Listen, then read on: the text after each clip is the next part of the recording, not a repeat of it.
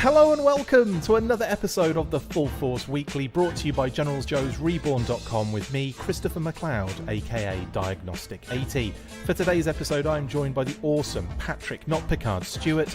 In this regular video series, we round up all the week's news in the world of G.I. Joe. What is it, Pat? It's the Full Force Weekly. You're well ready for that. That's amazing. Good morning, Vietnam. There are a lot of people in the comments already like, guys, get a grip. I'm just kidding.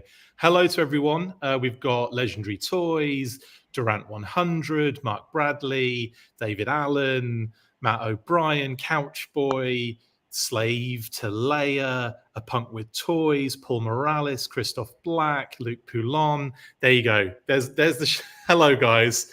Thanks for joining us in the comments. Pat, how are you, my good man?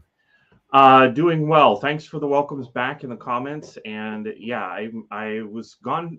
Like, being gone for one episode makes me gone for 2 whole weeks. So it's nice to be back. Hells yeah, it's nice to have you back. I don't have to sing all by myself all the way through the episode now. Also, we've got Absorb Vids, we've got Brent Richards, we've got Windblade, Michelle Hall. Hello, everybody. Thanks for jumping in. Thanks for shouting already in the comments and going nuts. We have actually got loads to talk about today. It wasn't until I started kind of compiling what the weekly was going to cover today, Pat, because I only did like a couple of news bursts in the week. But one of them was like a double, and then another one was like a separate. So, and then all of a sudden, there's all this other news that's happened. And a thing that happened last night that was revealed. It's just loads. So we should probably just get stuck in, and I should stop yabbing on about it. Christoph Black has asked, before we move on though, Pat, what's on your shirt? Oh, this is Toxolab. Brilliant. There you go. And yes, this changed color at one point. I'm not sure if it still does, but it did. Like anything from kind of like the toys a little bit. I'm not sure if this still works anymore. Right. Yeah, but yeah, Pat is one entire action figure today. Right then, let's get stuck into the news, I guess. And we've got, like I said, we've got loads to discuss. Starting though with Pat's favorite topic of all time. It's O-ring news. Last weekend, images emerged courtesy of Cerrajero de Tenur of the latest Hasbro G.I. Joe O-ring Cobra Trooper and Officer 2-pack in hand. It appears to be the first images we have seen of the figures since the live stream they were revealed on, and thankfully there were some good close-ups in the bunch to give us a clearer indication of what to expect. Yay! Pat's favourite ever thing to talk about, O-ring. Now, we had these images courtesy of, I'm not going to say the name again, I said it in the video, it's too complicated to say, it took me ages to get it right, and I probably got it completely wrong, but shout out to said person for posting that. We've got some cool images here as well, haven't we, Pat? Some really nice close-ups to kind of get stuck into. Before I move on though, Pat, I must say, look, Mum's saying hello, and she's got 2 hearts again, 1 for each. Hello. Hi, Mum. Hope you're doing well. Love to Dad and everyone else. Durant 100. Well, Durant 100. We'll get to that in a minute. I won't ask that question again when we get to that segment. But we'll move on to O-ring first. So, Pat, let's talk about the Trooper first. We've got a nice kind of in-package shot, Kitty said, and him out of package, loose, Kitty said again. What are your thoughts looking at that Trooper? You know, it looks like a really vibrant blue. That's the first thing that strikes me. And that's not a bad thing. That's a good thing. And the other thing that hits me is whenever I'm looking at these, I always have to instantly note the differences between these ones and the originals. And the eyes are a little thin compared to the vintage figure. But I don't think that that's necessarily a bad thing. I think that the way that they look does fit with the O-ring toy line as a whole, just not those specific figures. Because if you look at those specific 82 figures, the eyes on them and the eyebrows were painted a little larger than they were later on. Yeah. And so I'm fine with the fact that these look more in line with what came later to maybe create a little more cohesion between what's about to be released. So that's fine with me. I think they look good. I am eager to get these in hand. Yeah, totally. We've also got the officer as well. I think they look really good, actually. I think the officer looks pretty cool. Quite clearly, you can make out those kind of almost flattened, kind of like shoulder rivets, can't you? Like, I mean, not rivets. What do you call those, Pat? Yeah, the shoulder rivets. They are rivets. Okay, I wasn't sure Yeah. if it was rivets to the elbows and another name technically for the shoulder kind of little pin things, because they obviously they look different is what I'm getting at. It's a semi-tubular rivet is what it is. Thank you very much. Thank you very much for that. I've never heard that term before. Not on. Yeah, it's semi-tubular because the way that they're made, there's, you know, they're actually solid in the portion that's in between, but then back farther, it's a tube that then is crimped in the back. So that's, you know, just the way that they functioned. Nice. Thank you very much. I appreciate that. Yeah, so I do love the look of of both these figures. I think they're really they came out really nice. In terms of like how they're going to merge with your kind of O-ring collection, do you feel they're going to stand out in any way, shape, or form, or do you think they can kind of like do you like personally feel like they're going to kind of go well with that line? Well, I do think that they'll go well with it. They're going to stand out because I don't think that the original O-ring figures were ever quite this bright blue. Of course, looking at figures that are old and trying to do a color comparison, a lot of times there's yellowed figures that have discolored in some way. This isn't the blue on this isn't quite the same as the originals. The eyes aren't quite the same as the originals, so it's not like I'm going to be able to buy some of these in order to just troop build along with my vintage 1982 and 83 Cobras. But I do think that they look like they are colors that existed in the vintage line, and the eyes do look like they existed in the vintage line, just not on those particular figures. And again, I think that that's a fine way of doing things. Yeah, a couple of comments coming in for the for this particular segment. This is what I'm doing from now on. I'm being really strict. A Punk with Toys has said we need a poster of that artwork of the officer and trooper. Yeah, that one on the left is really nice, isn't it? On the box, the kind of exterior box, shall we say? Yeah, really, it is really nice artwork. I'm not sure. Do you know who did that, Pat? I don't. The officer almost reminds me of the original Team Mail Away offer, where he's talking into a walkie. Yeah, it's very familiar looking art. So whoever did it did a really nice job. Absolutely, absolutely. And I agree with you on that one, A Punk with Toys. We do need a kind of poster print for that. Luis says, is it just me or does it have a big head? Lol. They kind of do anyway, to a degree in the vintage line sometimes. Some of the proportions can be a little bit funny with certain figures. Is it probably just the angle we're looking at that, Pat, though, do you reckon? As far as the size of the head? Yeah. No, it's like me. It just has a big head. Oh, brilliant. Hello, Romeo. Sup, dude from California, he says. Diana Davis is in the chat. Hello. Diana says they look just like the dolls Cobra dropped to distract Joe in the first episode of The Traitor. I'm going to have to watch that again now because I can't recall exactly what they look like. And she also says, glad to have you guys to listen to as I prep to go flog tiny trees. Thank you, Diana. Thanks for jumping on. And again, I will shout you out for an amazing, you and the IDW team for some amazing work on not just Saturday Morning Comics, but also A Real American Hero as well. I've been catching up with some reading this week, and it's all been so much fun to read. And Saturday Morning Adventures is just the best. So thank you. Matt says, I know Hasbro has not said anything yet, but any ideas on how these will come packed moving forward? Will there still be some sort of card back even with no bubble? Unfortunately, Matt, they didn't go into specifics as to what the packaging will look like, but they did say, one, they're excited because they will always say that, but also they said that it's going to be something they haven't done before. and they want to, with this particular line, obviously that's also the case because they've always been carded on bubbles effectively. So what it's going to look like is beyond me. I imagine they'll still do 2-packs. I imagine there'll still be this exterior box. Interior, though, they'll probably just not. They'll just be loose figures, I imagine. Maybe some sort of like slide out tray. What do you think, Pat?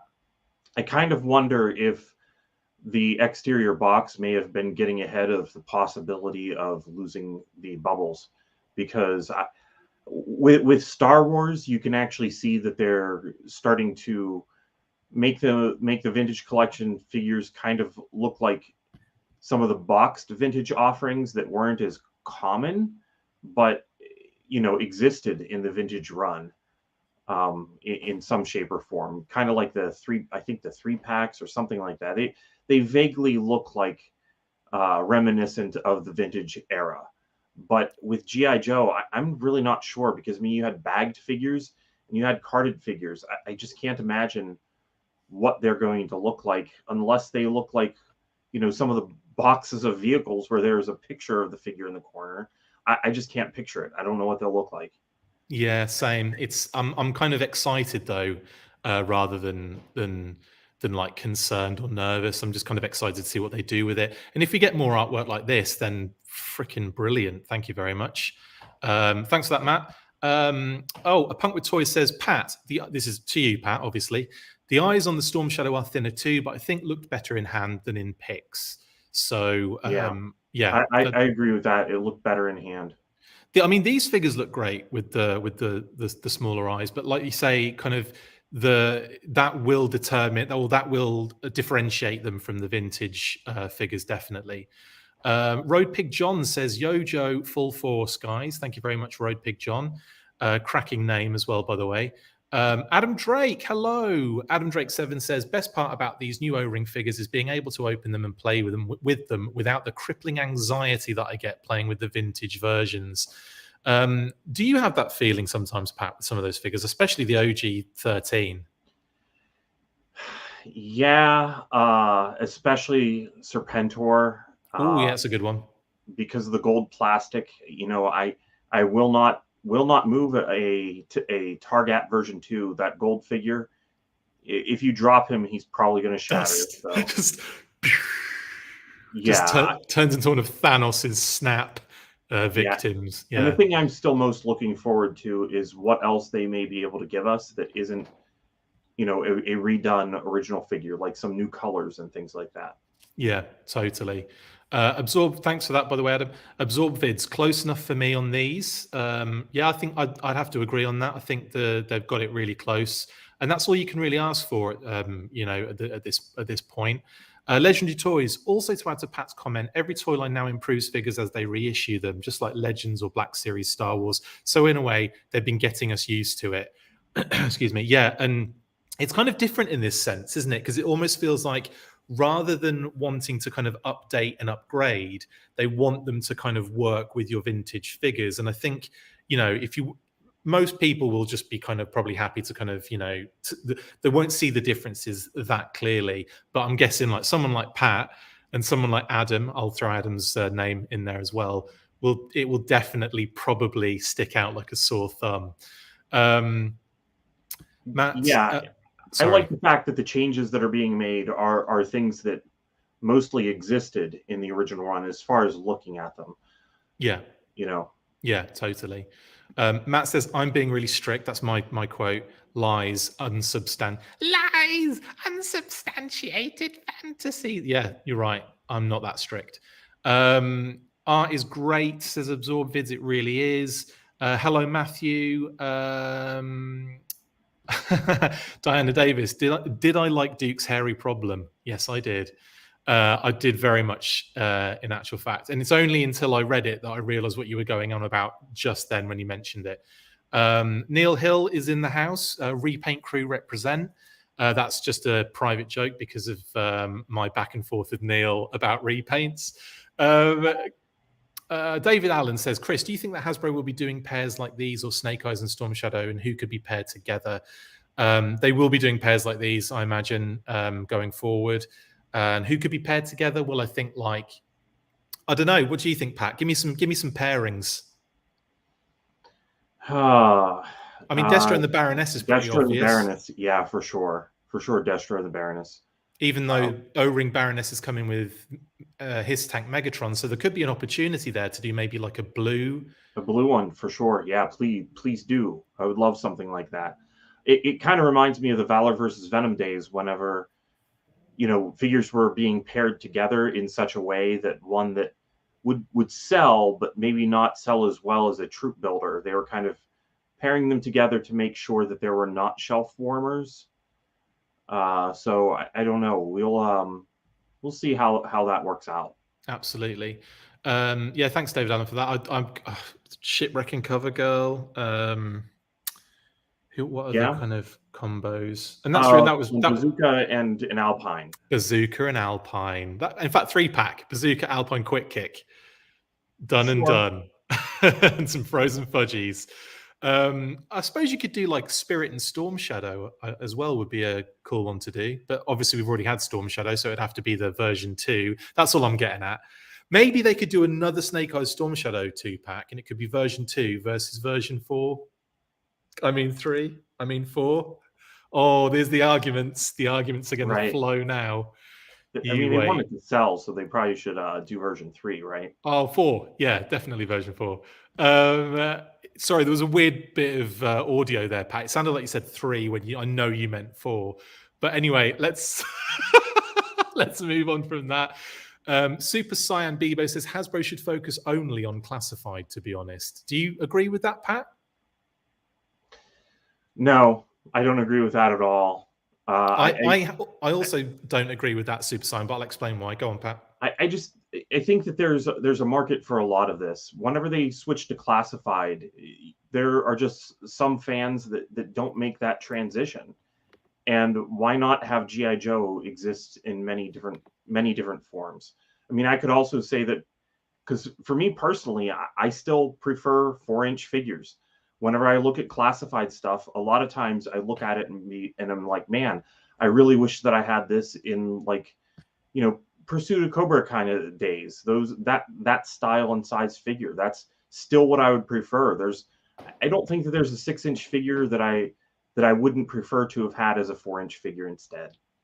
That's for me personally. I think what you said about it's having more than one option is great, because I feel like the brand at the moment is strong enough and big enough to support multiple lines. And I think at the same time I say that, I know that there's a huge demand for people to love their 6-inch G.I. Joe, and I'm so happy that that's what Hasbro is doing for people who want that. So for me, I don't know. I'm excited about this, and I also want the modern 4-inch back eventually. Yeah, maybe we'll have all 3 soon. You never know. Luis Guillermo Rosario says, at one point, wasn't it mentioned about the whole thumb issue with older figures and how this new plastic should take care of that? Yes, they did say that. It's a little softer, isn't it? And a little bit more pliable. So I'm excited to see how that... How is it on the Snake Eyes and Storm Shadow figures, by the way, Pat? It doesn't seem to be as flexible as in some of the like the old comic pack figures that we were getting, like those comic 3-packs in the 2002 to 2006 era, but they are definitely more flexible. Like if you put a gun in their hand, it's not going to snap the thumb off. Cool. I think that the Cobras were always really guilty of that blue plastic just getting a weak, lighter spot right in between. Oh, don't! It makes me feel sick when I think about that. I cannot imagine that happening with these. That's good. So it's kind of in between vintage and the comic packs in terms of that flexibility. That's cool. That's kind of how it felt to me. Brilliant. Thank you for that, Luis.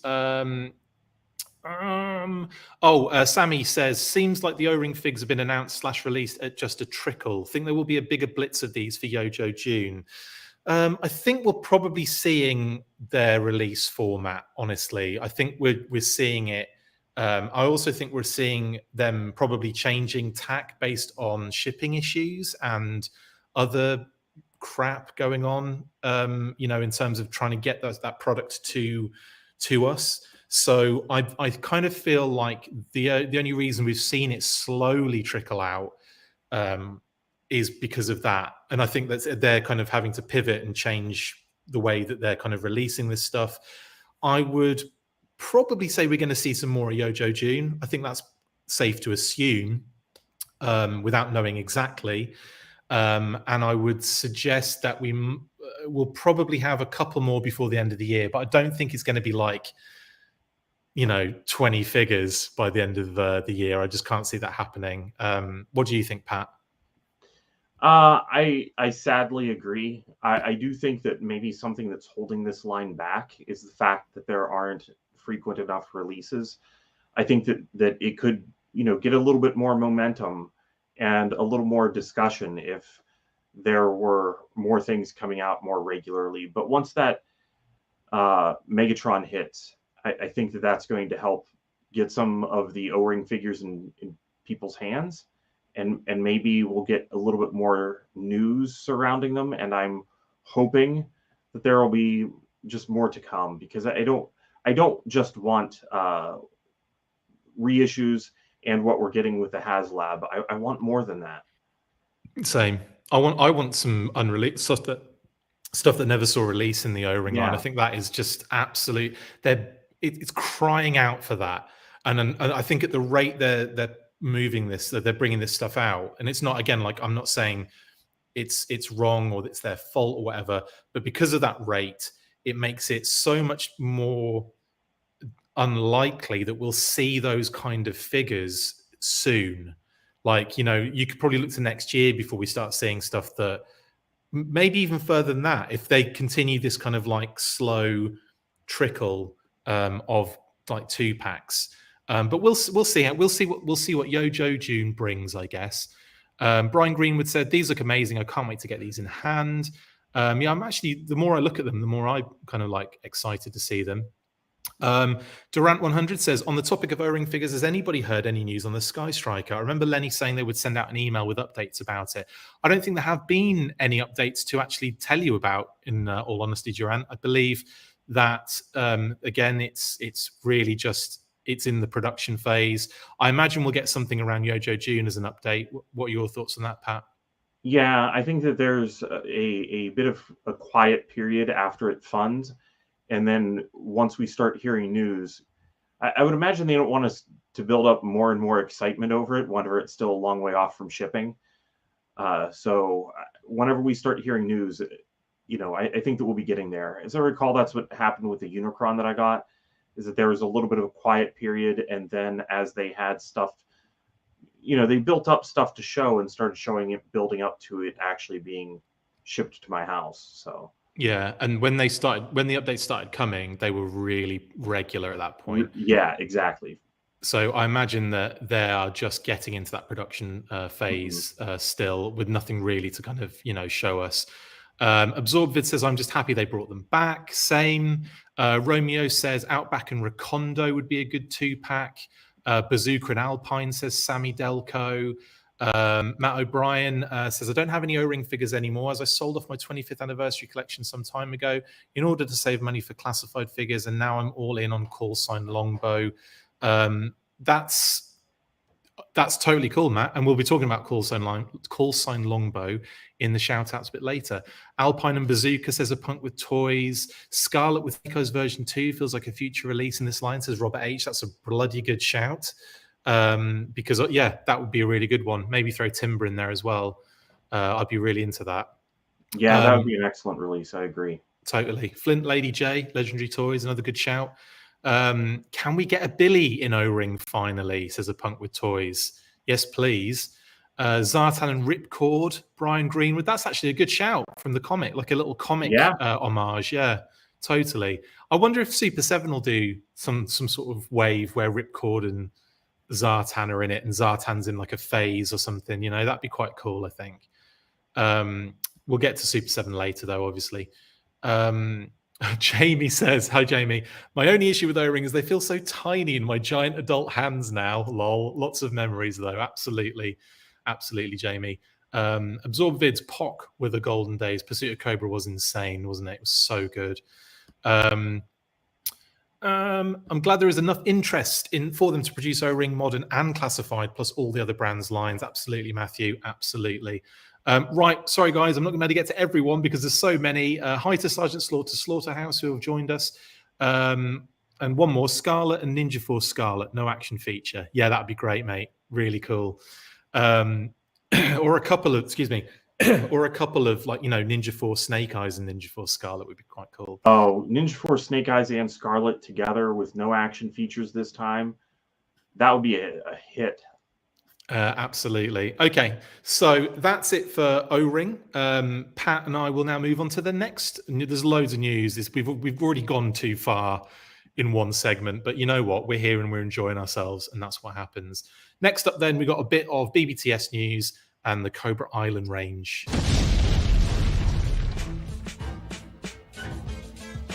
Earlier in the week, Big Bad Toy Store revealed that they were going to be putting up a batch of pre-orders for the previous Target exclusive product from the Cobra Island range, including the Baroness with Coil Cycle, Roadblock, Beachhead, Barbecue, and Breaker with the Ram Cycle. You can still get in on any of these pre-orders if you missed any in the past, link in the description. Boom. Not much really to go in on depth on this one, Pat, really, but I thought it was worth mentioning and talking about quickly. Obviously, BBTS now have quite a few of the hard-to-get Cobra Island figures from back in the day. Beachhead, Baroness specifically. I know Roadblock has been quite comfortable to find. Breaker and Barbecue have been pretty easy to find for most people as well. But nice to see Beachhead and Baroness kind of like popping up again, isn't it? Like easy for people that might have missed out. Yeah, it is kind of nice. I don't know where these quantities are coming from, but I remember being so paranoid that we would never find some of these, and just the craziness that ensued around these figures will probably just never be forgotten. But the fact that more people will be able to get them is good. I tell you what, though, I did say ages ago when we first had those Target online issues and people were struggling to get Beachhead, struggling to get Baroness, struggling to get Roadblock even, believe it or not, at that point. And I remember saying, don't worry, guys, there'll be plenty of these in the future. Well, eventually I was right, but it took a long time for that to kind of come to fruition. So I have in that space and time said things like, yeah, I was wrong about that. We didn't actually ever get any more of those. And lo and behold, some have appeared as if by magic. I don't know where they all come from. It's weird, isn't it? It's like, it must be that I don't know if they're extra. I don't think they've run a load more. I think, well, maybe they did it close to the time and the supply issues were still a problem. But it feels like maybe they were just dispersed incorrectly, or not incorrectly, but in certain targets that maybe people weren't picking them up. Yeah, that's entirely possible. It's also just, possible that Target doesn't want to be stocking figures that they had on shelves months ago. And in some ways, I don't think any of this stuff ever hit clearance, though.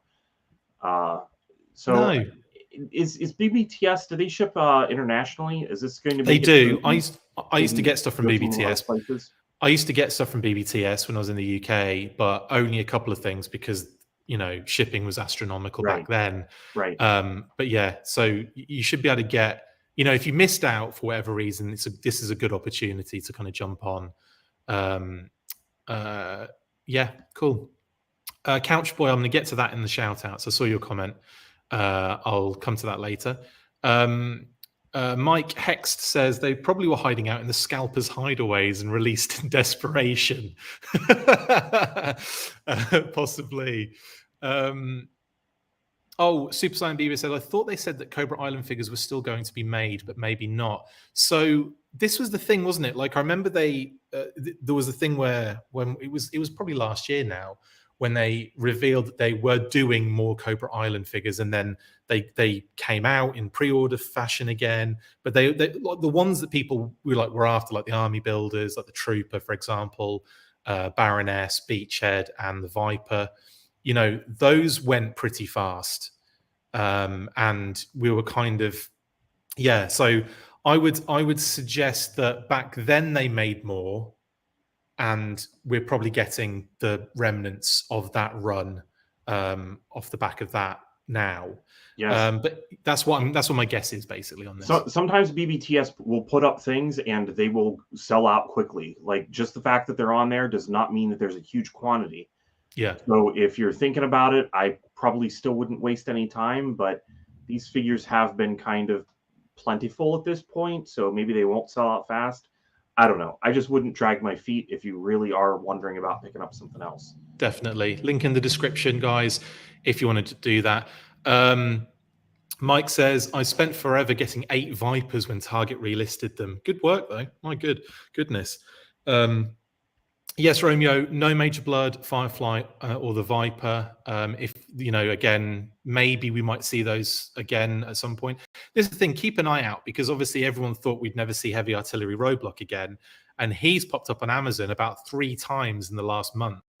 So it's always good to keep an eye out. Follow Preternia on Twitter, because they will always post any brand new pre-orders that have just gone up on most, usually before they've actually gone up sometimes as well. So keep an eye out on them. They're good to follow if you're struggling to get those figures. Right. Okay. Well, that's Cobra Island. No, Rachel, no Cobra Trooper for BBTS. But because, since then we've had infantry, do you know what I mean, as well? Like, so I think they probably feel like they've done enough in terms of that. I know not everyone got what they needed in terms of the original Trooper, so I totally understand that kind of frustration. But I feel like when they released the infantry, I feel like they kind of felt like they'd done enough from Hasbro's perspective, anyway. Chris Kelly says you can never have enough RAM cycles. Hey, Chris. Right. Ryan Daly, sorry I'm late. Not sure if this has come up yet, but Heavy Artillery Roadblock is back on Amazon for $35.99. I finally got it. And there you go. He's there now. Go check him out, guys.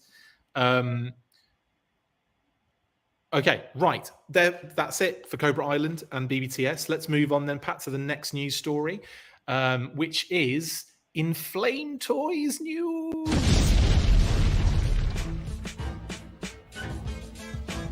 On Wednesday, Flame Toys revealed more information and product images of their incredible-looking Arashikage-themed Furai Ore Striker model kit, and dropped a pre-order on d4toys.com as well, but beware, shipping is astronomical because it's coming from the Far East.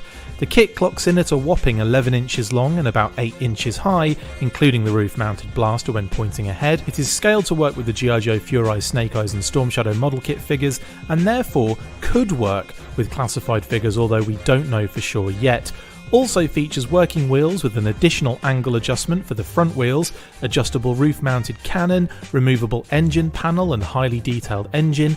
It is made of hard plastic ABS and will suit high-level model makers who want to customise their own Ore Striker.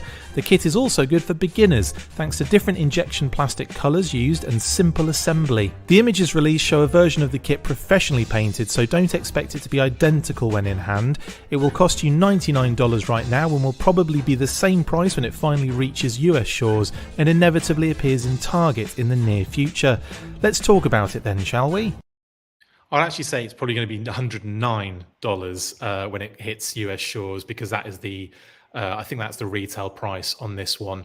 $99 is the special pre-order price on d4toys.com, link in the description. However, do be aware, like I said in the video, the shipping is astronomical because it's coming from the Far East, basically. So just be aware of that and don't go crazy when you try and pre-order it, and don't say I didn't try and warn you, at least. I remember when I went to get Snake Eyes, when it popped up on d4toys.com, I was all excited to buy him. Went on the pre-order thing and it was like $75 to ship. And I was like, you know what? I'll just wait on this one. Now, the Ore Striker, Pat, let's talk about that. This thing looks pretty gorgeous, doesn't it? I don't know what you think. I think it looks gorgeous, but what are your thoughts? Yeah, I think it looks really nice. It's interesting to me that they went with the retaliation, but I suppose that fits with Snake Eyes, which they've released, so it probably fits with him a little bit better. So I'm sure that's probably what they did, I think. I also want to say that I know it probably wouldn't be much difference, and but from a cost perspective, if they've been using a certain plastic for the Snake Eyes model kit, for example, right, and it's black, is it It's probably. Is it? It's probably not the same. Is it the same plastic they're using for the vehicle, or would it be different? Do you think? I would think in some cases it probably would be the same. So maybe it's a costing move for them to kind of stick with the same plastic without switching to like the green, for example, to do a green ore striker. And maybe they just do it like this and then throw it out and say, if you want to customize it, guys, you can, because it's a model kit.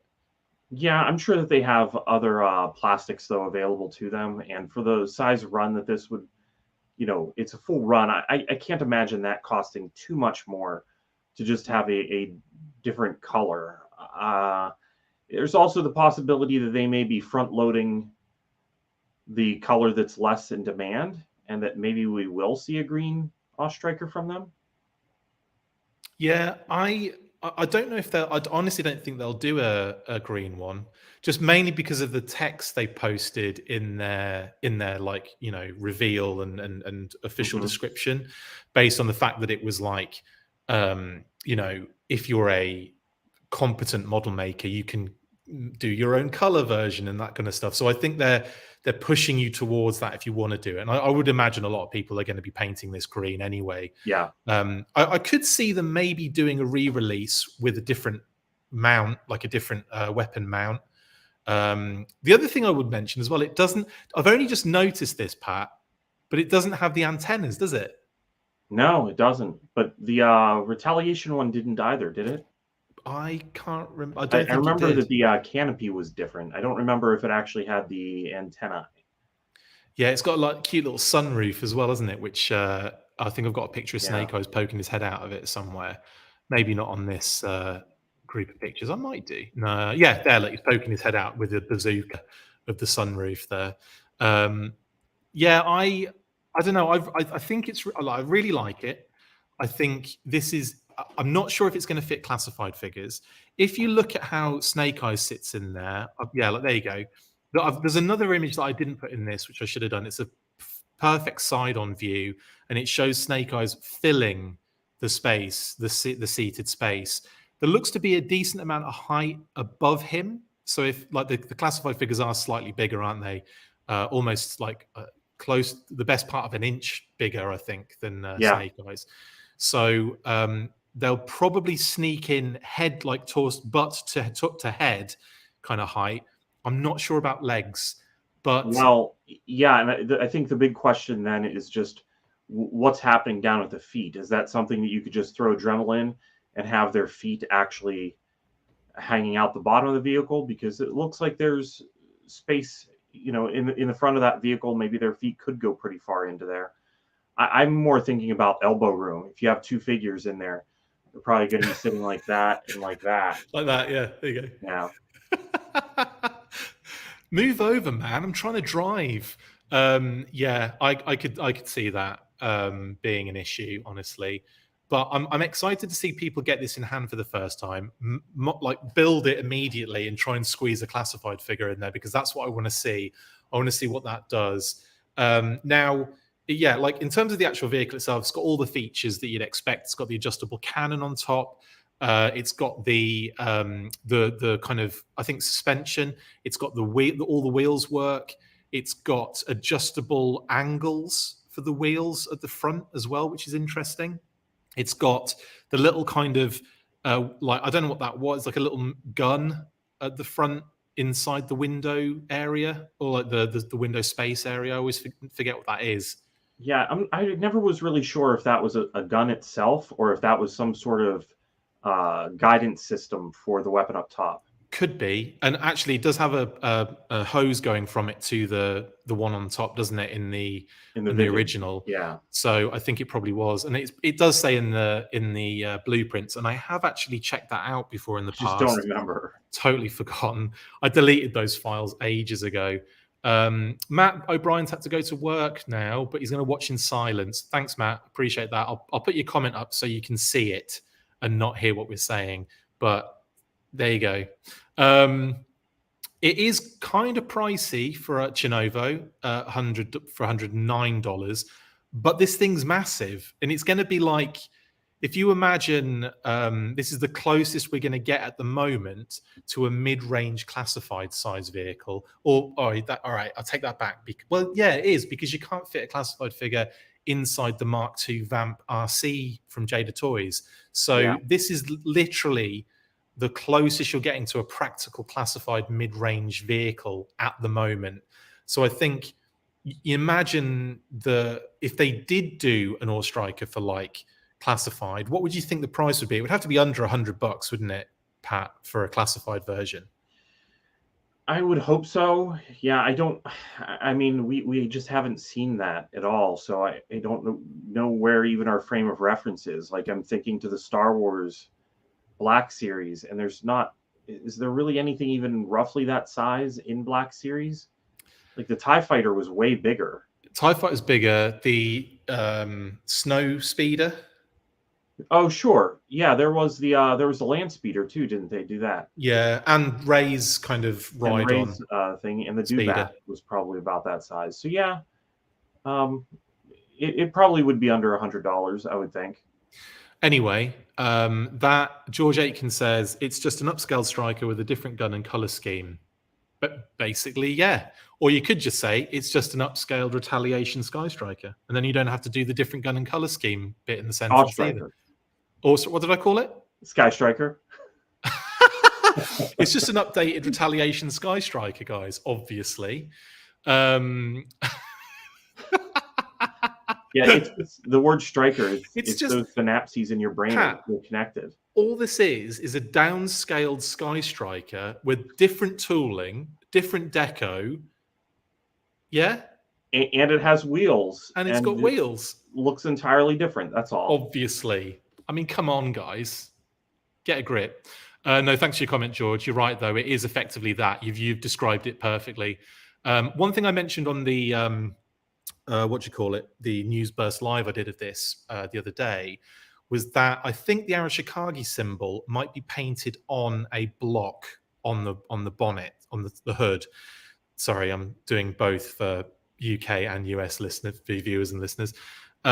Because I think they want you to because if you basically had a raised logo, it's always Arashikage, and it's going to be difficult to, I suppose, customize it for the green one. Yeah, I think you may be right. I'm having trouble zooming into.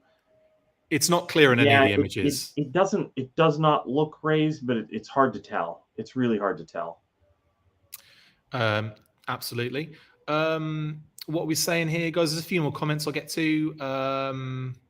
Mike says, you can probably get a remote control vehicle in 1/12 scale and throw Joe Cobra Ninja water slides on it cheaper.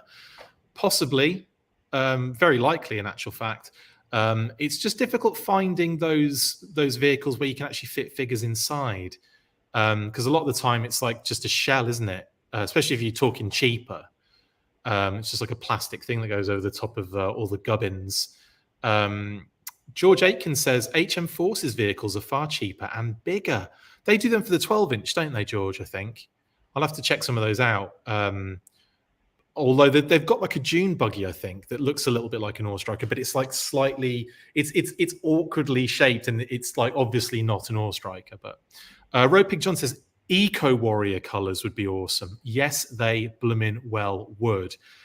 Green Eco Warriors, the Faux Striker was always a nice one. I really enjoyed that upgrade as well. Yeah, some good options there. Let's see what else we got.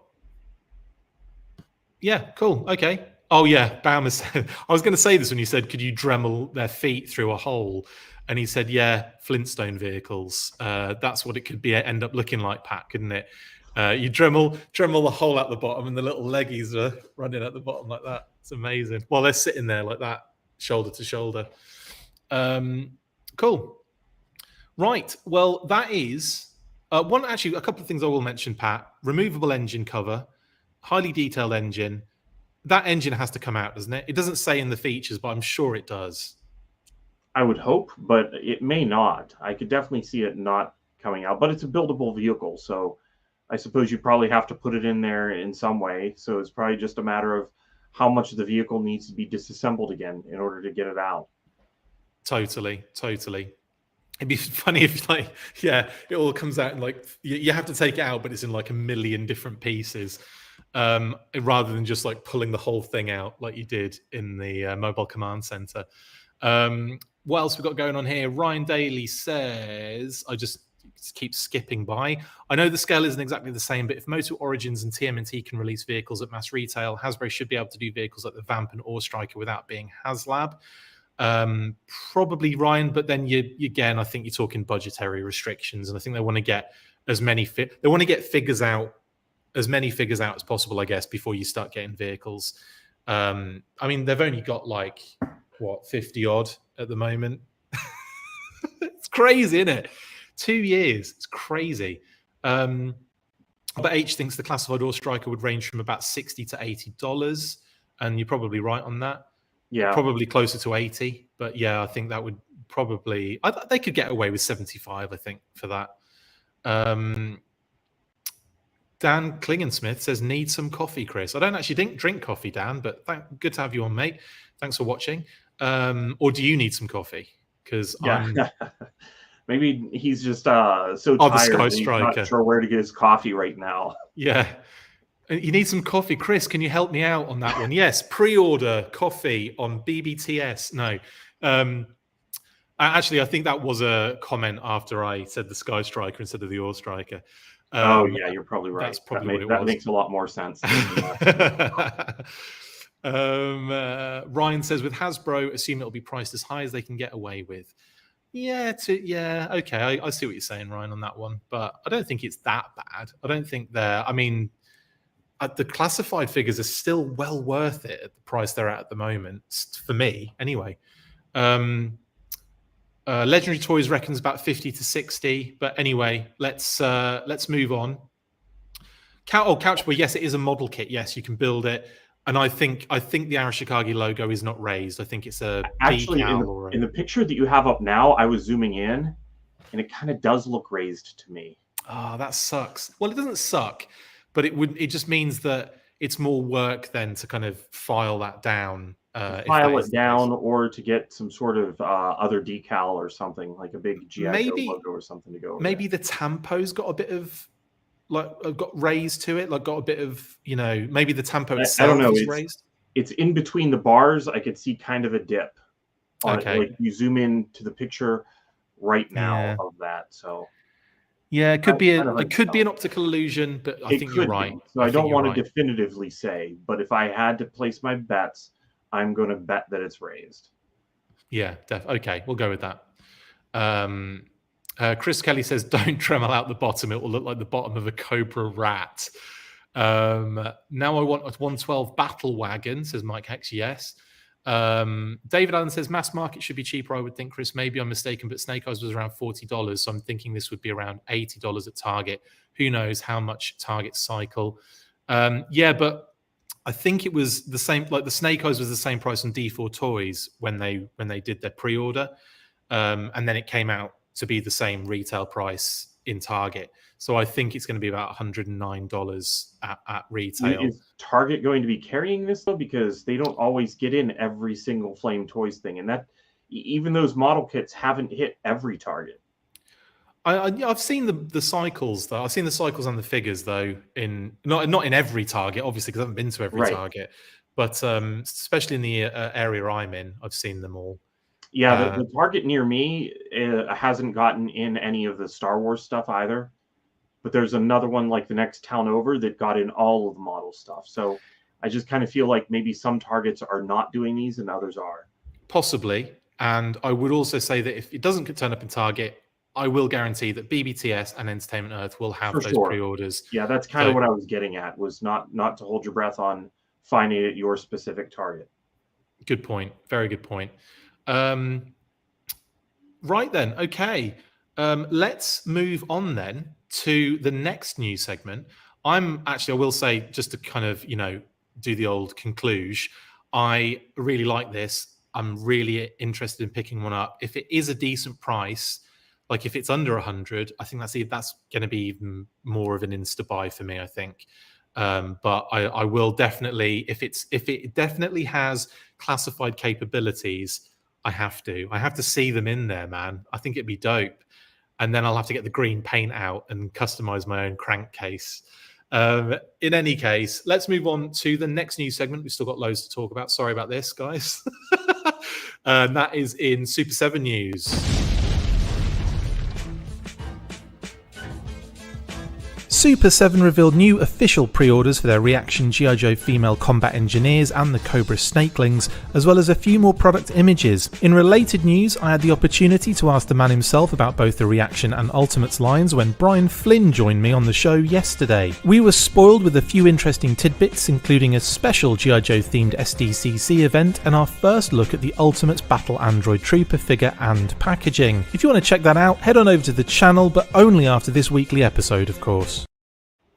That was so much fun, but let's quickly rinse through the new official reaction pre-orders for the female combat engineers and the Snakelings. These are finally up, Pat, like officially. We don't have to kind of like dance around all of the will it, won't it happen in the next whenever. They are actually out now, and seeing them in like these nice little product shots, what are your thoughts seeing them now? You know, again, I've liked some of the other things that they've done. 9 is just too many for me on this one. I really would have preferred this as a singular character. But there's space for some things like, you know, some other repair people around the base. So I see what he's going for here. And obviously the Snakelings look amazing as well. And that was this has been one that I have been like super kind of surprised we haven't seen something done like this, like in the 25th anniversary, in, you know, what else, just in any other scenario, like the club never did anything with these. And it's surprising because they're so iconic, because Pyramid of Darkness is one of those ones that it's another mini-series kind of collection almost. It is a pretty famous episode in the cartoon. Most, if not all, people that are G.I. Joe fans that have seen the cartoon have seen that mini-series. So it's surprising that we've never seen these before, isn't it? Yeah, I kind of feel like the club was forced into a couple of Target things that they were doing for a little while. So I see why they never really got to them, because at first, you know, they were trying to just deal with any tooling that they could get of O-ring things. And then they made the switch to 25th and were trying to mostly just get out things that Hasbro didn't manage to get to retail in a lot of ways. Yeah. So I don't know if some of these deeper cuts were things that they had as many spots for, which is really what I was hoping for from the club. So I am happy to get these in some shape or form eventually. So it's nice that they're coming out. I know I will be picking up at least one of these. It's just a matter of which one. I know, because this is the thing with these with this 9, there is like each one has got like something really cool about it. Like you've got the goggles and the kind of like the welding torch or the whatever that is as well on that one figure. You've got the tools and stuff in other, you know, like the hammer and all that kind of stuff. You've got like weapons in others, and you've got all the different skin tones. All the different faces are unique and very different. There's a lot of cool characters in this wave of 9. Yeah. Again, 9 is a lot for me for a little bit of a more obscure character. Though I have to say that the Cobra Shock Trooper that they already put out, and they only did 3 of that one, that was one of the designs that I liked quite a bit. So, yeah, I don't know. It's you know, I do like these though. I didn't realize at the time, and he might have said in another interview, but during the interview with Brian, which you can go check out on our channel right now. Well, not right now. Let's wait till after this and then go watch it if you haven't already watched it. Posted that last night. Obviously, had to kill myself to get the edit done in time, but it's out there now. You can check it out. And in that interview, he mentioned that the blue visor shock trooper is an officer shock trooper. And I was like, I didn't really think about it before. I just when they brought out the variants, it just, to me, it was just like there's a green one with weapon, there's a green one with a different weapon, and there's a blue one with a different weapon. I just thought they were trying to mix up the variations. But to know that they've done an officer blue visor, I was kind of like, oh, do you know what? That's actually really cool. I'm quite into that now. So, Yeah. And what he said in the interview was he was really happy that he's kind of added to the history and the lore of the line by creating something new within that kind of universe, which I thought was quite cool. And that is the kind of thing that I'm kind of eager to see be done, because there's a lot of obscure G.I. Joe stuff that hasn't had the opportunity to really be visited in that way. I kind of feel like Transformers and the Transformers fans almost look out for the lesser known items a little bit better than we do as G.I. Joe fans. And so that's kind of what I am hoping that happens. So it's nice to hear that.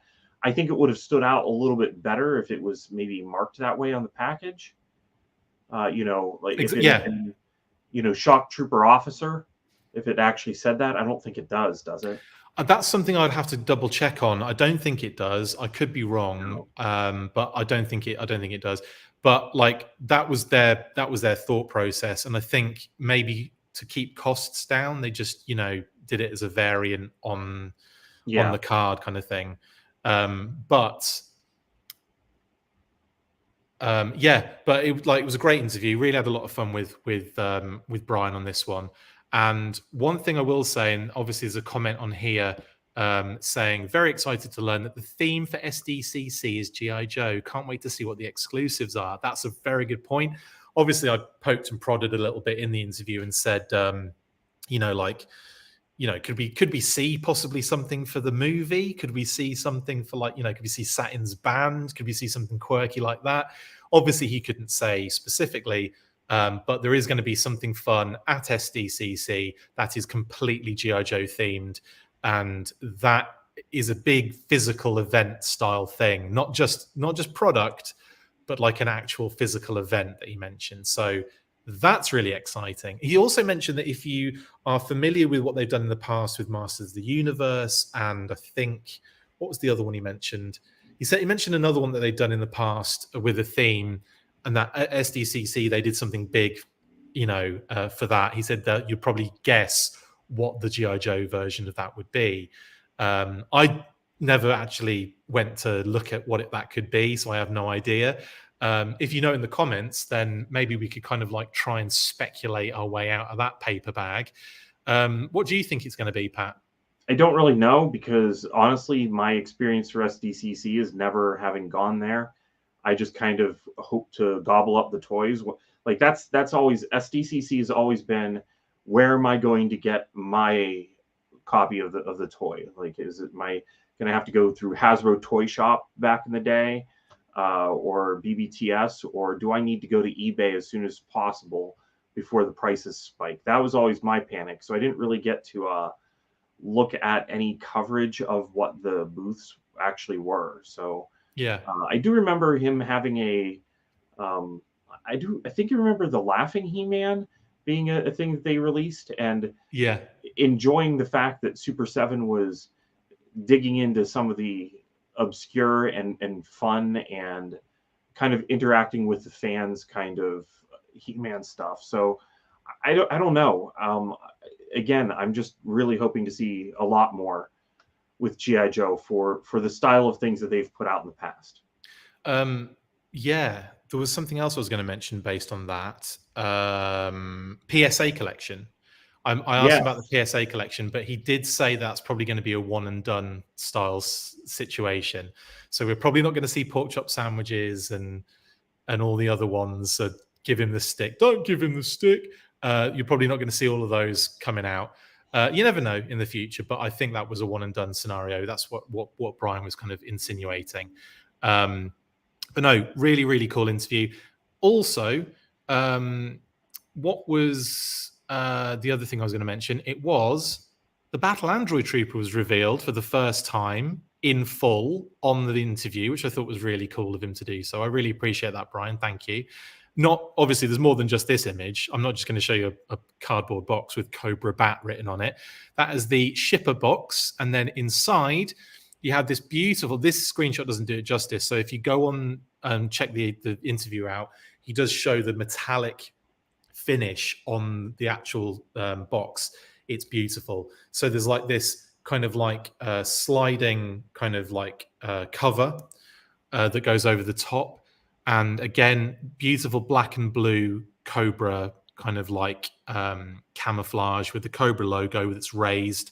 And then there's kind of like brush metal scuffs and stuff all over it, which is really cool as well. It's beautiful, really beautiful packaging. Inside, you get the window box with the bat and all of his accessories on show. And better than that, he bust the whole thing out and got the bat out. And the bat is gorgeous. Obviously, that is it straight out of the box. I should have picked a better screenshot, but he did kind of mess with it and faff with it. And it's obviously all, moves as you'd expect it to, all articulated in all the right spots. Brian did mention a couple of things, though, when talking about the bat and also the articulation of the figures of the Ultimates. And he said he obviously prefers, from a visual standpoint, articulation that doesn't impede too much on that visual. And I think you can tell that from the Ultimates line, from reaction as well. There's only like 5 points of articulation. But on the Ultimates, they have a decent amount of articulation, but it definitely doesn't take away from the visual aspect, does it, Pat? No. I can see both ends of things. I think that for the really extreme poses, I still would probably be looking to classified. But I don't think that these will be disappointing at all. I think that most of the poses that you'll see in the cartoon, you'll probably be able to attain. Yeah, definitely. This particular figure also comes with a ton of accessories, including all these kind of like battle damage, like electricity kind of effects. And something I mentioned on this actual interview, I said to him, it looks like the effect is actually thicker than I thought it was going to be, which I'm happy about, because when they showed the renders, it felt like the electricity was very thin, and I thought, well, that's going to break like immediately straight out of the thing. But that looks pretty solid and really vibrant and a lot thicker than I thought it was going to be. There's also like some damage on the side of the head of that piece as well. Again, you can check that out on the actual episode itself. But yeah, it was really cool to speak to him. Got loads of really interesting little tidbits for the line. And he also showed I don't have a screenshot for it, but he also showed a Duke test shot as well from that Wave 1, which looked really cool too. So I'm really excited to see what those figures are really like in hand, because I think they're going to be, I think a lot of people are going to be blown away by them. Yeah, again, I think that it's one of those things where if once the actual thing is in people's hands, there'll be other people who are jealous, and it really was a pre-order situation. So yeah, I have not stopped pre-ordering all of these as they've been going up, and it's nice to see that the in-package shots really look like the renderings that we saw in package, because this is the first we've seen of an actual packaged sample, correct? Yes, first package sample, first actual, full figure out of the package as well. Yeah. And I was blown away by the packaging, by the way. It is gorgeous. This screenshot doesn't do it justice. There's this beautiful metallic sheen on everything. It's really premium. It really is. And obviously it should be for what you're paying for it. But I definitely feel like looking at this, looking at all the accessories, and that's a good shot as well. Like you can see like the multiple heads, the multiple like attachments, all the different hands. There's a lot going into this. And then behind it, there are even more accessories in another tray. I know it's got a few other things. I can't remember off the top of my head what it has. I do have a folder somewhere that has all of that information. Bear with me while I find it. Super 7 accessories, Wave 1, bat. Here we go. Yeah. So it also has but you can see it on the right, the kind of battle damaged hand with the kind of bits coming out of it. There's a neck piece as well with electricity that comes out of it, so you can have a decapitated head. There's also a separate electricity piece that isn't connected to the head. There is the backpack, which you can't make out. I don't think you can make out on that shot exactly where it is, maybe in the top right. There's a rifle, a pistol, the 3 separate attachments, and then 2 more sets of hands. So it is pretty stocked in the accessories department. I think the only homage accessory in there is the electricity kind of crackle from like Damage, and the one where there is that one that's walking with the head, like no head, in the cartoon as well. But yeah, it's a shame they couldn't have put some more stuff in there for like cartoon homages. But I can't. Oh, tell you what they could have done. I think there's an episode called, I think it's My Favorite Things, Serpentor. And there's a battle android trooper, and it steals at the beginning of the episode. It steals for Serpentor a portrait. I think of, who is it? Genghis Khan, Rasputin, someone like that. I don't know. Again, I need to rewatch the cartoon. Anyway, yeah, that would have been fun, wouldn't it? Like a framed picture of that would have been great. Anyway. Toy Cartel has mentioned, this is in relation to the SDCC question. It will be a pop-up at the store on 8th and G, which is the location, I guess, in the actual event center. They have had Peanuts and Motu, which is what Brian mentioned in the thing. So a pop-up shop dedicated to G.I. Joe is very likely, but there was more to it than that, I believe. So yes, it'll probably be a pop-up, but at the same time, I think there's going to be more to it. We don't know what that is yet. I'm excited to see what that is. But thanks, Toy Cartel, for some of the explanation on that. Much appreciated. Dan Klingensmith, I started to watch but haven't finished. Did you guys talk about the Ultimates? We're talking about them now, Dan. We're talking about them now. Super 7 Ultimates are some of my favorite figures, says Sean. Absolutely. Christoph Black, Super 7 Rocks, one of my favorite lines. Brilliant. A Punk with Toys isn't happy with the articulation on his Tigra. You won't be buying another wave. For $55, we should get knees and elbows that bend at least 90 degrees. I think they do. Brian was showing me some of it off camera, and I believe there is a 90-degree bend on the elbow and the knees. So don't worry too much about that. But yeah, like if Tigra wasn't, if you weren't happy with that one, then obviously, I wouldn't get involved with it if I were you. Sean can't wait to get Doc. I know that was another good character that we talked about in the interview. I love the fact he comes with that comic as well. It's got comics written on it. Just genius. Okay, cool. So that is Neil. Why? Serrana. Oh, I didn't know it was you. I've got to do it every time. Every bloody time. Anyway, that is the Super 7 news, Pat. Anything else to add on that, mate, that you can think of or that you want to talk about? No, I still am only halfway through the interview. I was watching it, and then I got busy with other things. So it's going to be also me. I'll be one of the view counts of it going up whenever I'm done, because all this stuff is fun to take a look at. And I'm, again, as a 4-inch fan, very interested in what else the reaction line has in store. And I'm hoping to get more stuff like the sled dog team. Yes, yeah, that's really cool. I want to see. Well, that's something you just reminded me of, Pat. Sorry, we're gonna have to talk another 20 minutes now. I did ask about vehicles. Brian was kind of saying that most of the vehicles in G.I. Joe they've been done at like the reaction scale as well, and he was kind of saying that we talked about Ultimates vehicles as well. He was he was saying that he wants to get figures in people's hands before they even start to think about revealing any kind of vehicle for G.I. Joe. So I think that's kind of the main priority at the moment for Super 7 with the G.I. Joe brand. The Ultimates line is get figures in people's hands and then let the line move, let it evolve, and then probably look at a vehicle in the future.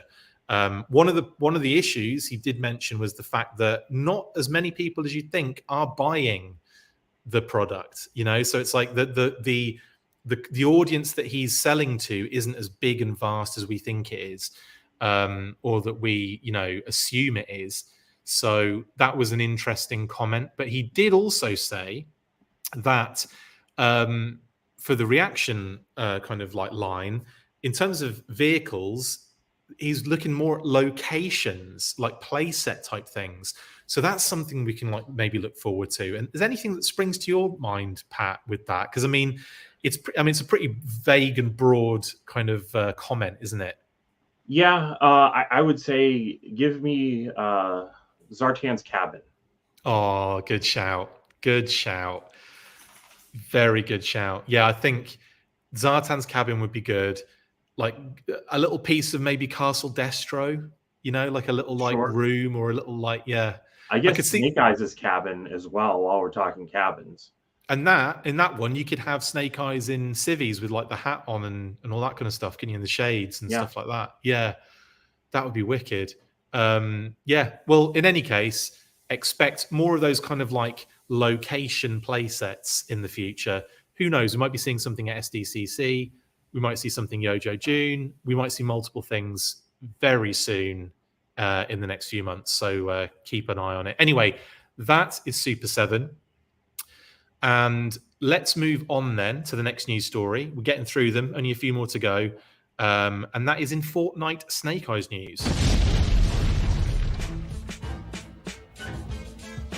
On Thursday, Hasbro Pulse updated their Fortnite X G.I. Joe 0. Snake Eyes listing with new product images showing the actual figure for the first time, not including the digital renders, of course. The figure looks slightly different to the render we were originally shown, but it could be the lighting, and until someone has it in hand, we will just have to wait and see. Yes, we will. Now, the only kind of like really thing to talk about here, Pat, is the fact that obviously a few more, like this one product image has popped out really more than anything else. And it basically shows this redeco of Snake Eyes. I mean, it's kind of like, I was assuming based on the render, the digital render, that we were going to be looking at a slightly retooled figure, a bit more like not as many textures, a bit more kind of computer game, connected, like the actual Fortnite model. But effectively, it just looks like the same Snake Eyes completely and just a slight different deco. Yeah, I really wasn't expecting anything other than a different deco, but it looks like from the finished, well, I don't know if it's the finished figure, but a physical figure versus the render. The gray kind of pops out a little bit more than it does on the finished figure. This looks a lot like the figures we kind of already have. Yeah, it does a little bit, doesn't it? Like you can see like the little gray on the legs, like the light gray. I think the lighting is too bright. I think it's not like showing us the true figure deco necessarily. But then again, I don't think the digital renders showing us the true deco either. I think like when people start getting it in hand, maybe they can do some comparisons with the figures with the other Snake Eyes. But yeah, at the moment, I'm kind of like, oh well. I feel like this is a missed opportunity in a sense because, I mean, it's different packaging and you get different, weapons and accessories, but like that's really it. Like the figure's effectively what we already have multiple times, isn't it? Yeah, which kind of really does not get me too excited over this figure, but I guess we'll see. I think it's probably only a matter of time before somebody gets an advanced copy of it and kind of shows us how it compares to the others. Yeah, let's hope so. I'm kind of hoping that it looks really good in hand. But actually, something another comment I wanted to pick up on Stephen's comment here from the previous news story. I noted that Brian added Palatoy to the Full Force ending. So can we read into that he's been looking into Palatoy Action Force? I don't know. I think he was just being like cute because of the fact that it was the Full Force and I explained why, and then he just threw that in there. I'm not sure it's too much to read into, Stephen, but let's face it. What do we do best? We read into these things and we speculate like crazy. So let's just speculate that yes, we're getting full-on Palatoy waves for the next one. Army builder. And may like just force them into it. I mean, we'll just say, yeah, it's going to be. We want to see the Red Shadows officer. That'd be one that I really would love some of 9 that from right. I want 9 Red Shadow variations, please. Actually, I was complaining so far about the 9 army builders, but 9 Red Shadows. I mean, it's fitting that they're 5 POA. I would definitely buy all of those. Yeah, definitely. And that's the thing. They would like, well, it wouldn't be seamless, but it would be really nice to have those figures go along with your Palatoy collection. your 5-point articulation power toy collection. So yeah, I'd be well into that. Matthew Matson, this is going back again. Sorry, I missed a few comments. I have Zartan's cabin from Extreme Sets or Snake Eyes cabin. It's been both. Also, Extreme Sets has a bunch of stuff that works great with Joe. They really do. The Extreme Sets are fantastic. I know I've got a Autobots one at the top there, an unofficial Transformers one, which is amazing, and it kind of backs on. It basically just shows off my Unicron and Transformers figures. It's beautiful. But also the Series Z boss fight Extreme Sets crossover is incredible. The street diorama, unreal. As is their Legends of Lucha Libre Extreme Sets crossover, like ring and like the background, like backstage kind of thing is unreal. So yeah, they do amazing. The Extreme Sets are great. If you haven't heard of them, guys, go online and check them out. They do some amazing stuff, and yeah, it works so well with Joe. Anyway, back to Snake Eyes. Just seeing if anyone's saying anything about it. Adam Drake says, sorry, mate. 00 Snake Eyes and O2 Snake Eyes do look fairly different in hand, more than they do in pics. So I'm assuming that will be the case with 0-point Snake Eyes as well. Very good point, Adam. Yeah. What do you say to that? I think if you're a fan of Fortnite, the added accessories are probably the key that's going to set this one apart. Oh, Toy Galaxy. Hello. Big Joe fan, big Snake Eyes fan, big Fortnite figure fan. This was an easy pass for me. I was not expecting that at the end. Is it? I'm assuming it's Dan, or it could. I'm not sure if it could just be, anyone on the Toy Galaxy team. I'm assuming it's Dan. Thanks for joining in and watching. Really appreciate that, and also thanks for the comments as well. It's a good point, though, isn't it? I mean, I'm kind of like, not that fussed. And we have just been shown another Snake Eyes redeco with that white timber. So I feel like this is really poor timing. And this has been, like a year and a half in the waiting for Fortnite Snake Eyes? Yeah, and they kind of kicked off this entire line with this same sculpt. So it does make this feel like a really dated, been there, done that kind of thing. I don't know. And just because we've got royalty in the house, I'm going to click on even more comments from Toy Galaxy. Having not really played Fortnite that much, can you still use the skin in the game? Not a clue, mate. I'm sure you can, but that's just me just assuming that's the case. You'll have to, any Fortnite players will have to let us know in the comments. Punk with Toys says, Toy Galaxy, I'd buy a classified figure of you in your HasLab flight suit. Absolutely, mate. I'd buy your Flint figure with your head sculpt on it. Okay, this is our show, not yours. How dare you, Toy Galaxy? This is the Full Force podcast. I'm just kidding. We will always be happy to have Toy Galaxy around. Always. Massive fans of the show. And if you're not following Toy Galaxy on YouTube, then you're missing out. It's an amazing channel. Is that enough butt kissing, do you think? Or should I do more? We'll do more later. I'll do more later. Shout out to Toy Galaxy. Shout out to Dan. Okay. Legendary Toys does say this will give up different options on guns for classified, especially that plunger. I want to see someone holding a plunger. I want to see someone just done some work in the toilet, coming out with that plunger in hand, probably like Gung Ho or one of the big lads. Yeah, okay. Well, that is effectively... Robert H. Here we go. Oh, Jeremy says, any skin you currently own can be used at any time in Fortnite. Thank you for that. If you have the skin, you can use it. If not, you have to wait for it to be in the shop again in the rotation. Thank you, Robert H. There we go. Brilliant. Right, well, there we go. That up next then, Pat, we'll move on because obviously we've still got loads to do. This is ridiculous. And this is a news story that I completely missed in the week, but we're covering it now, so there.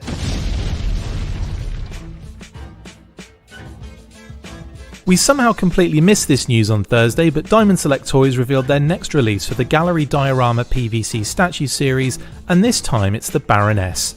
The high-quality PVC statue features a rather dynamic pose as the Baroness leaps over a damaged wall and a battle android trooper that has seen better days, while simultaneously firing her rifle at I imagine, the Joes. The statue, designed by Uriel Caton and sculpted by Sam Greenwell, stands approximately 9 inches tall and comes packaged in a full-colour window box. It will be in shops on October 26th of this year and will set you back $59.99. Links for the pre-orders in the description below. This is the bit where we both say we're not statue guys, but it's cool, and then we move on. That's pretty accurate, yes. Well, I feel like whenever we do any of the statue stuff, we're always like, yeah, it looks really cool, but, you know, probably not going to get involved in it. What I will say is I do love that additional bat and kind of bits of Battle Android Trooper just decimated on the floor. There's a lot of like almost like visual storytelling going on in this statue. Like you can just imagine that Battle Android Trooper has just been obliterated in that moment, and all those bits of flame around it and on the wall have come off it. Do you know what I mean? Like, and it's just, and then Baroness has jumped over and through the, after let the explosion die down, and she's returned fire jumping over the wall. There's a lot of like, there's a bit of that's what I would say about it. There's a lot of visual storytelling going on there, isn't there? Yeah, there is. I actually would have expected the wall to have just been kind of a backdrop behind her, but there she is leaping over it. Yeah, there's kind of interacting a little bit. Yeah. I like the DST statues have all been really impressive. The Destro, the number of Destro ones they've done, the gallery dioramas I'm talking about, the Snake Eyes ones which we discussed, which I discussed last week because Pat was very rudely not on the show last week. See, that's all I get. That's all I get. I don't even get a message. He didn't even tell me. I just turned up and I'm like, where are you? I'm just kidding. He did tell me. Yeah, but anyway, so they've always been really like impressive. And the one thing I will say though, we have precedent of this. Repaint in the future? Probably. They made the Pimp Daddy Destro, right? That was Diamond Select. Yeah, they also did. That's what this reminds me of is why haven't you bought that Pimp Daddy Destro is what I think when I see this figure.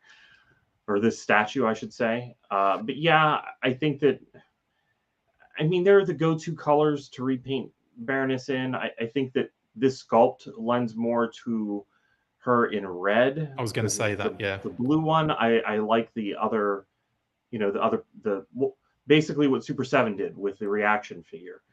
But yeah, I don't know. I'm probably not going to be buying this. I think the standout thing for me is her gun. I'm not sure what weapon that is. I want to say it's a Heckler and Koch. I'm not sure if it's like it looks like a very stylized H&K to me. I don't know weapons.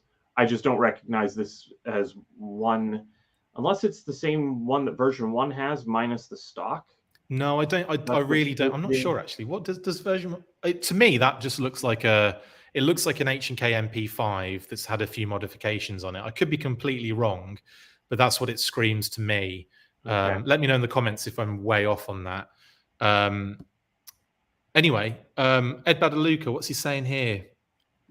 He says, it's a great looking statue and it's a great price. I don't know how many of these cheesecakey things I need. After Kota Bakia figures, I may be done. I mean, there's a lot, isn't there? There's so many statues out at the moment for G.I. Joe.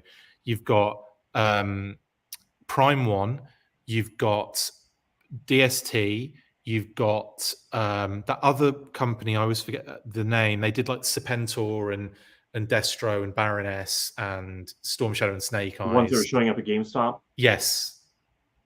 I can't remember who it was. P. It begins with a P, I think. This is the problem. We've had so many that it's just ridiculous. DST are even doing the busts as well, like the Destro and the Storm Shadow ones, which are quite beautifully detailed and incredible, but at the same time, like, I'm not a statue guy. So Ed says the head sculpt is phenomenal, though. It actually, yeah, she looks incredible. Head sculpt looks really good. A Punk with Toys says, can they just give us the wall and damaged bat so I can use it for my classified display? Because that would be cool. It would be cool if she could kind of come off that and you could use that, this dio as, you know, just a general dio would be very cool. Anyway, that is the Baroness statue. I think we've really discussed all we can discuss on that one, Pat. Unless you have anything more to add? No, we started off saying we're just not statue guys, and that's kind of how it's ending. And that's how it is, I'm afraid. Again, still recognize the amazing work that goes into these. And yeah, if you want it, link in the description. We've got Entertainment Earth, Big Bad Toy Store, and Diamond Select Toys themselves. and I think Entertainment Earth has it $54.99, and Diamond and BBTS is $59.99. So there is a bit of a cheaper option there for Entertainment Earth if you're interested. Anyway, on to the last news story, finally.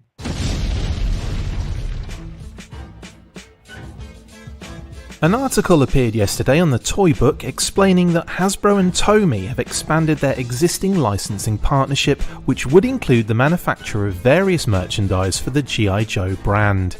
In a press release ahead of Licensing Expo 2022, they explained that plans for G.I. Joe would be revealed in the future.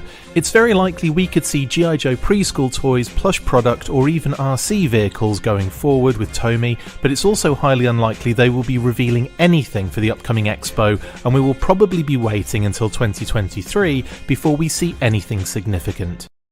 This was an interesting story that broke, I saw it yesterday, late in the day, and thought that's actually a significant kind of story, because it's like G.I. Joe in the kind of preschool, in the plush, in all that kind of stuff that Tomy are famous for, RC vehicles as well, but kind of very much that kind of younger age group that we haven't really seen Hasbro doing a lot of that, other than maybe, the Snake Eyes figures, but even what's the other thing they did, the role play, but even then, that's stuff that you just assume they do with movie lines now. This is slightly different here, Pat, isn't it? We're going to get Tomy G.I. Joe stuff officially. Yeah, I kind of feel like this is one of those ones that the news story could slip a little under the radar at first, and then you'd start seeing things come out. And I have a feeling we'll be hearing more about this as time progresses. And it's a good thing, because with their focus on things for a younger audience, that's kind of where G.I. Joe's kind of missing something right now. So this is probably a good idea. Totally. And obviously, again, there's not, in terms of details, it's they basically extended their partnership, Hasbro and Tomy. It's obviously covers a lot of different brands, but it's added effectively brands, including G.I. Joe, and which again, more details will become known as we go. It's not likely we'll see anything at the Licensing Expo, but it doesn't mean we won't see anything by the end of the year. I would assume it going into 2023 is when we'll start seeing stuff. I could be wrong. But I thought that's quite an interesting, it was a very interesting story when I read it the first time. I'm like, I have alerts on my email, and obviously Hasbro popped up and G.I. Joe popped up. Check them out. And it was this article. And I'm like, how has no one spoken about this? I posted it the next day. Lo and behold, HissTank have grabbed hold of it and are doing, it's a news story on their front page. So I'm thinking, you know what, there was something in this, and I'm glad I posted it, because I felt like, this is something that kind of is quite important. And again, the younger audience, which I think G.I. Joe has missed for the last few years, hasn't it? It's been a long time. I think that they've been focusing on collectors for quite a while, which I'm not complaining about, but at the same time, I mean, it's still weird to me. Hearing people say, I had that when I grew up. And then I look and it's like at this point, a Pursuit of Cobra figure. It's like, what are you talking about? You couldn't have. And then, time has passed. Yeah, so much time has passed.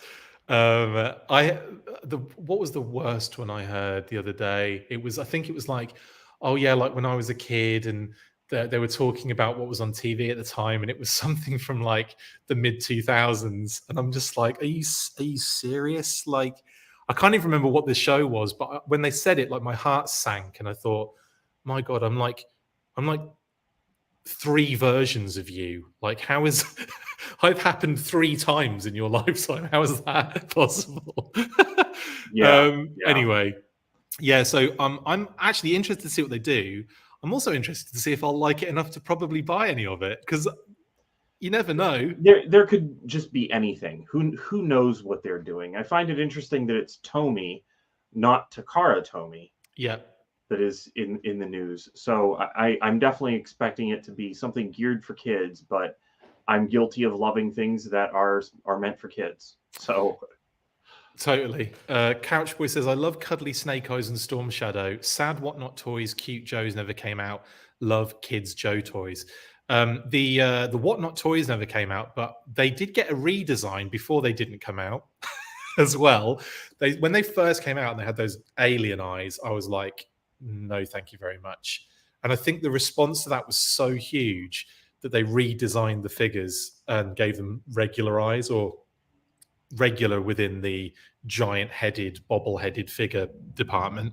But what I will say is I really liked what they were doing with the vehicles and the little, like, you know, checkpoint alpha and all that kind of stuff. I thought that would have been really fun. Never transpired. What a shame, eh? I do actually feel like some of them did come out to a degree, but not widespread. I could be wrong about that, but I feel like, unless they're just like, I don't know, pre-production on out there, I'm not sure. Jeremy says Tomy could definitely be a great partner for the Power Ranger license. Absolutely. Yeah, and that's true. Because that's been added to the partnership. So yeah, very good point. Surprised this partnership has taken so long to kind of get to that point where they wanted to do it. Maybe that's a wait for something else to happen in order to do so. Who knows? Ed Badaluca, The Adventures of Timber and Polly is about the only angle I can see for GeoJoe to hit with a preschool audience. That's kind of cute, though. That's really cute. Like, get the animals involved. Yeah, totally. The Adventures of Max the Bobcat and Talon the and Sandstorm the coyote. Actually, that would be really fun. Do it like they can. Obviously, Transformers have got bots. We could have the Joe animals. That would be freaking amazing. I would love it. Fun. Yeah, I would love that show. Lots to talk about the plunger involved with the Snake Eyes toy in the previous one, which is funny. Okay. Robert H says it's just Tomy because only Tomy is in America. Takara Tomy is just Japan. Okay. Yeah, that makes sense. We were aware of that though, Pat. I believe it's just interesting that. Oh well, I guess that's why. That's the whole point of that. I imagine. Anyway, Couchboy says never thought a Snake Eyes with a plunger would drop. Never thought Snake Eyes would be employed to do anything like that. I suppose he's got so many skills. Plunging a toilet could be one of them. Right, that brings us to the end then of the news. Really excited to see where this Tomy information goes.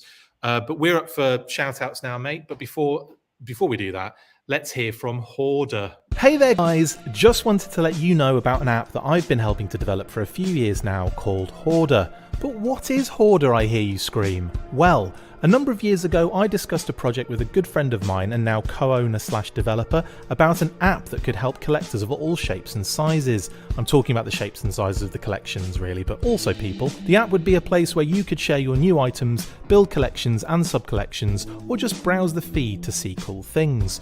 Well, we made it. We tested it for a number of years and now it's out there for you to enjoy on iOS or Android devices. You can upload a single item at a time at your own pace and slowly build your collections. You can post status updates that could be related to your collections, like getting a delivery or posting a scene in which you can tag items in that image if you've uploaded them in the past. You can add tags to your items in order to easily search for and find them, and of course to add them into your respective collections. You can like posts, comment on them, or start a conversation with a fellow collector, directly message users you follow, and even add items you see on your feed to your want list. If you prefer to use your computer or laptop, have no fear, you can use the website browser version and even utilise the awesome inventory option, allowing any user to change certain details, add notes, upload bulk items from spreadsheet files and download a CSV of your entire itemised collection. We made this app for collectors and we hope that you enjoy using it as much as we enjoyed creating it.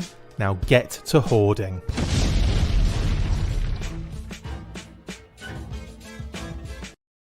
I personally have some fun additions to HOARDAR coming up very soon, which I will talk about in these very shout-outs. But first, Pat, let's start with your shout-outs, mate. Who's going first? Philip, as usual. Yeah, there he is holding the Snake Eyes figure. I think that's the one that's in the Ostriker, right? Absolutely, absolutely. That's how we tie all in together. Everything is tied together in a very tight way. Yeah, so he kind of showed off the differences in sizes there. So shout out to Philip once again. Go check out that articulated points video. Go check out the latest articulated points video where Pat, I believe, did the last one, didn't you, mate? Was that Tomy by the? No, Tonka. That was Tonka, wasn't it? It was Tonka. Yeah, I was showing off some Tonka GI Joe stuff. Yeah, really good video. Go check it out, guys, if you haven't already seen it. And also, if you want to see the differences between that Snake Eyes and a classified figure, go and check out that video from Phil as well. Any other shout outs, my good man? Sure. We promised that we would nod to Toy Galaxy again, so we'll do that right now. But then let's do that now. Good shout. Good shout. I was going to do that one, but you're no, going to do that during your shout outs? I would have forgotten, definitely. But yeah, let's shout out Toy Galaxy. We don't have an image, unfortunately, Dan. Yeah, we don't. But shout out to the amazing work you do, and here's a bit more kissing your butt. Even if you're probably not even watching anymore, but if you are, thank you for the amazing work you do. Can I say anything else? I'm just trying to be really, really super nice to a genuinely awesome person. I've enjoyed the professionalism of the quality of their videos. That's not an easy thing to do. They look good. Are you? Is that a hit at me? That's a hit at me, isn't it? It's like no, it's a hit at me actually. That's like I enjoy the professionalism of your videos because we can't do sugar plums. We can't do anything. It's making my own videos. I realized exactly how hard it is to do that. Hey, stop it. My butt is fully kissed. It isn't. I'll be the judge of that. We'll have to get you on the show, Dan, definitely. How much fun would that be? Should we do a monthly with Dan? Oh, that'd be fun. Let's do a monthly with Dan. We'll talk. We'll just. I don't know if he wants to do that. No, Dan won't want to do it. But anyway, you're the man. Everyone involved with Toy Galaxy, great job. Thank you very much. And while we've got a picture of Phil on the screen, we're shouting out Toy Galaxy. Amazing. And Philip. We already shouted out Philip. But then anyway, I have another shout out for this month. Yes, you do. There it is. Yeah, I would have shouted them out last week, and even that would have been too late in some ways because this Kickstarter funded so ridiculously quickly. So fast. At the top of the show, we talked about how much I love O-rings and how much I love the O-ring style. And having seen a Longbow figure like the sample that they had at Assembly Required, I think it was last year. Shout out to Brian Sauer. I think that's where I saw it. It was definitely Assembly Required. They had it in hand. And it just, strikes that all the correct chords of being that height that I love, the sculpting level of detail that's right. I think it's hard to get that right because I think it's probably always tempting, I would think, for a designer to make things a little more modern. Yeah. And so to dial it back and to dial it in specifically on those vintage figures, CALLSIGH Longbow is doing it so well. And I've been excited for this project for a long time. And here it is now. The Kickstarter's still live. There's still time to get in on it. And I would definitely recommend it because some things are unlocking. I would say just go right for the all-in personally. Absolutely. And they are moving at a rate of knots. Lots of unlocked stretch goals as well, which is fantastic. So big shout out to the guys at CALLSIGH Longbow. Moving on then, Pat, is that all your shout outs? I probably will be bringing up Longbow more often because I'm super excited about them, but that is the last of my shout outs. Yeah. Cool. Right. For me, all of my wonderful family on both sides of the big pond. All my love to you. I know Mom was watching earlier. I'm not sure she probably kind of gave up and was like, I'll throw him a couple of hearts and then I'm out. But big shout out to my mum and dad in the UK, to all my family in the UK, and of course to our wonderful family in Missouri. And my wonderful wife Kate, and of course Phoebes, who are just nearby in the distance. Big shout out to Brian Sauer for all of the amazing graphics that he does for us, and of course Brian is the head of Assembly Required, the convention you mentioned a second ago, Pat. So yeah, check out all of the links in below. Codename Iowa. You want to check out those links there for anything that Brian is involved with. Big shout out to Brian. Thank you, mate. Anything else I need to say about Brian? I don't think so. But shout out, mate. We haven't spoken for a while. We need to get on a call soon, definitely. To the James and the G.I. Joe Fan Club Mobile Strike Task Force, registration is now closed. When I was doing last week's episode, he had just extended a 3-day registration window, which was amazing. Very classic club. I think he had that planned all along. He was going to do an extension just to be very much like the G.I. Joe club from back in the day. Anyway, he did amazing. For those people that have jumped in on the fan club, if you haven't received an email regarding the questionnaire you have to fill out or the membership form, then you can go to Facebook, G.I. Joe Fan Club on Facebook, and you can request James to send you that email. I know I didn't think I received one, so I'm gonna have to chase him up on that one. But yeah, you can do that. You can make a comment and he'll get back to you. So yeah, do that. Have you done yours, Pat? Yeah, and I received my email and filled it out. There's only a few questions. Who are you? What are you doing here? Yeah, well, It makes sense because the person buying the membership may not be the email address that they want to use. So he kind of left that as an option. That's why there's that questionnaire that goes out. Cool. So yeah, go check that out. Dan Klingensmith has got to leave because we've been going for too long. Bye, Dan. Thanks for jumping on, mate. Much appreciated. I got to run soon too, Dan. So you're not alone. Yeah, and me. To Paddy Lennon and Brian Hickey, Total Action Force Volume 2. Obviously, the Kickstarter is finished now. They are working on stuff in the background, and obviously Brian has been working on these wonderful shots. Here's one of Sarge in his Triple T mowing down some vipers, and this gorgeous shot of the Night Raven with the drone detaching. Just absolutely gorgeous stuff.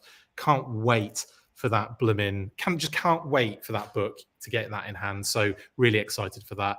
And finally, yes, big shout out to In Demand Toys, Nick and Mass at In Demand Toys, sending me all these wonderful classified figures. I'm now caught up, except for one figure, Tiger Force Outback. Fingers crossed, I can add him to the team very soon.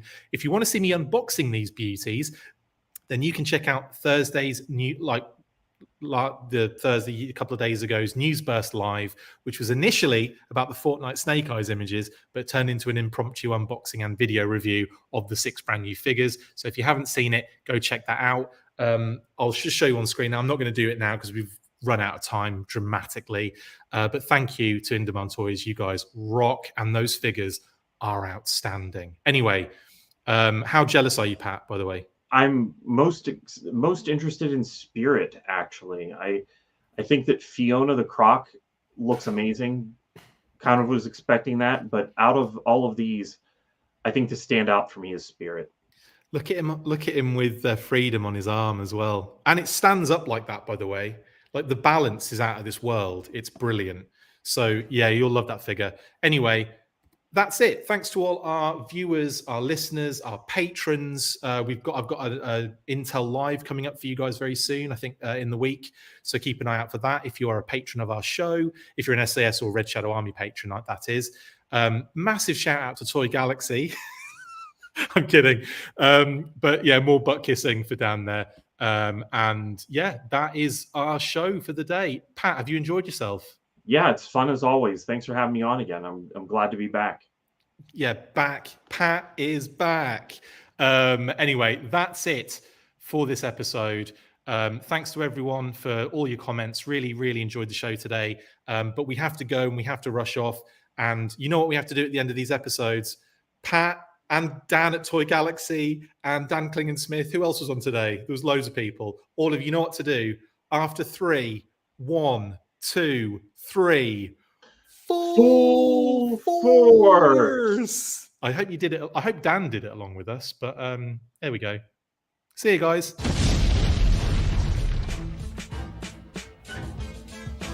Make sure you get involved with the discussion by liking, sharing and commenting on these videos, and as always you can keep up with the show after listening by following on Twitter @TheFullForce, liking the Facebook page facebook.com/TheFullForce, and if you would like to contact the show you can message us on either of those platforms with feedback and questions. We also have a Patreon page, so if you want to show your support for the show, see your name up in lights on these videos, or enjoy exclusive bonus content, then check out patreon.com/TheFullForce podcast, or click on the link on any of the posts this podcast appears in. Full Force!